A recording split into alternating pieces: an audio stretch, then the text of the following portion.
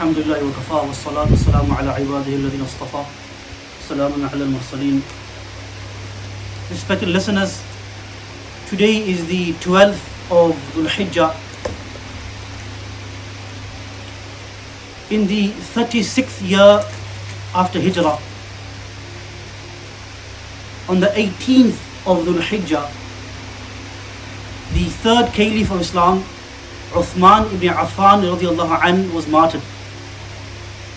And this is a big event in the history of Islam.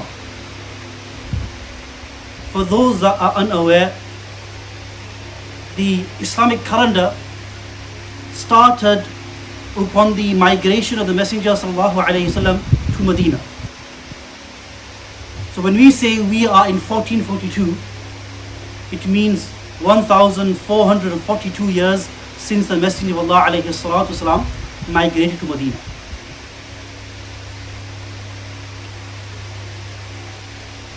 Going back 10 years, there was a student of a madrasa in Batley at the age of 16, which means he has spent 12 years going through the system of our maktabs.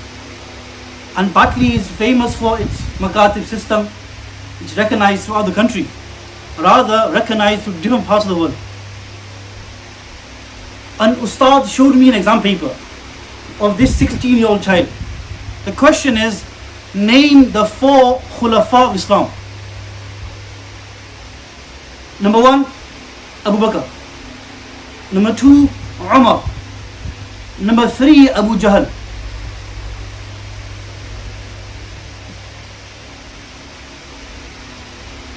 And sometimes, spontaneously, I ask members of the public, Muslims in their 20s, to name me the 4 Caliphs of Islam.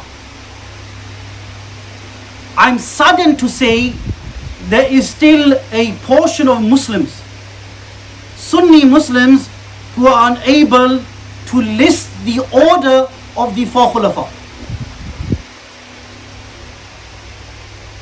And friends, this is not a small issue.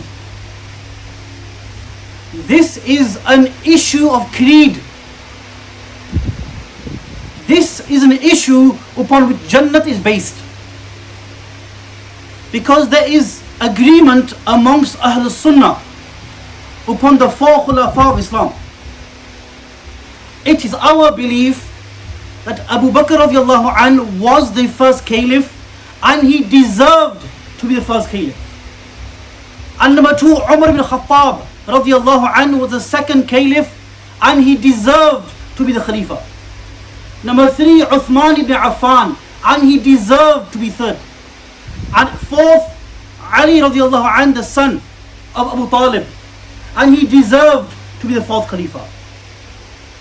And according to our creed, the greatest human after the Anbiya was Abu Bakr Siddiq radiallahu anhu.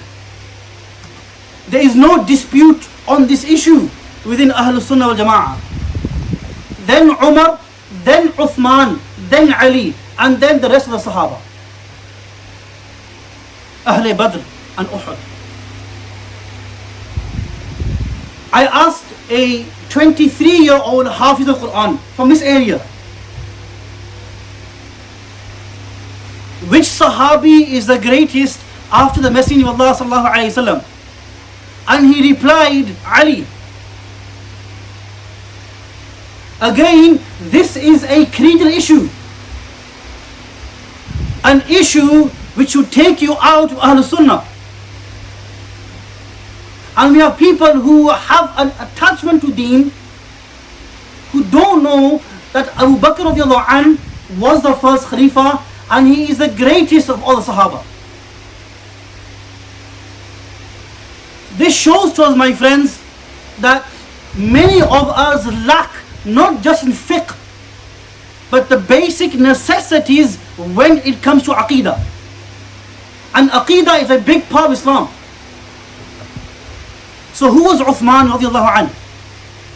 Uthman was known as Dhun Nurayn, the possessor of 2 lights, because he first married the daughter of the Messenger alayhi salam, Ruqayya. When she passed away, he married the other daughter of the Messenger alayhi salam, Kulthum. Because in Sharia, a person cannot marry two sisters at the same time. One passed away and he married the other. And Uthman radiallahu anh, on the 18th of Dhul Hijjah, 36 after Hijrah, he was martyred. He was martyred whilst reading the Quran. And his Quran is still preserved today in the Topkapi Museum in Turkey, where you can still see the Quran he was reading stained with his blood. And the people who martyred him, a Sahabi, were people who claimed to be Muslim. And one of the great ihsans of Uthman radiallahu anhu upon this ummah was that he gathered the Quran in one dialect and he made copies of the Quran and he sent them to different parts of the Muslim world.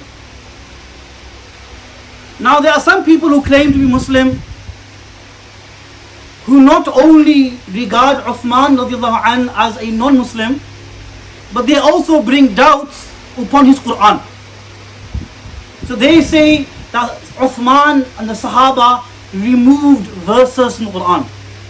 Now I want to bring your attention to the beginning of the Quran, where Allah Jalla wa Ala mentions ذَلِكَ الْكِتَابُ لَا رَيْبَ فِيهِ.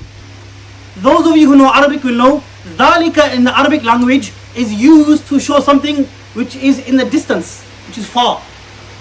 So why would the Quran, which is being revealed to the Messenger alayhi salam, say ذَلِكَ الْكِتَابُ? That Quran, there is no doubt in it.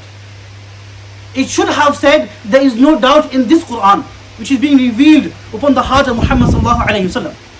But the Quran said ذَلِكَ الْكِتَابُ. There is no doubt in that Quran.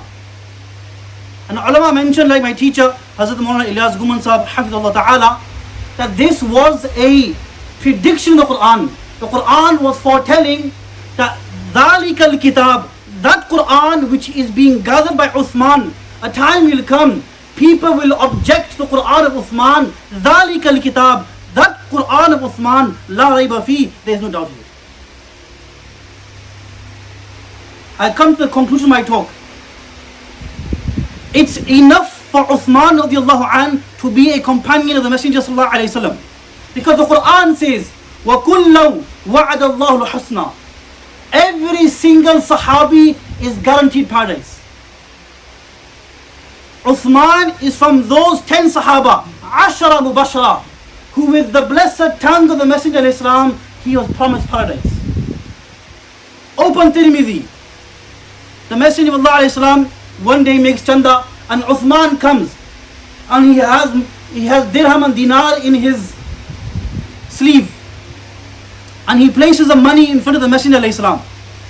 And the Messenger of God sallallahu alayhi wasallam said, مَا ضَرَّ عُثْمَانَ مَا عَمِلَ بَعْدَ الْيَوْمِ. That even whatever Uthman does after today, it will not harm him. Meaning Uthman has sealed his place in paradise. This is Uthman. So friends, if we know the statistics of our favorite football team and the players and their caps, and we pay ridiculous amounts of money to watch them play football, but we don't know the history of the Khulafa, then we need to take ourselves to action. That what are we doing? These are the same personalities that we need to fall in love with. It's because of their sacrifice, my friends, that today we are Muslim. We ask Allah Jalla wa Ala to grant us the love of Sahaba and make us of those who remember them with khair, because it is the aqeedah of Ahlul Sunnah that we mention the Sahaba with good and we never mention anything negative about them. Wa akhiru da'wana alhamdulillahi rabbil alamin.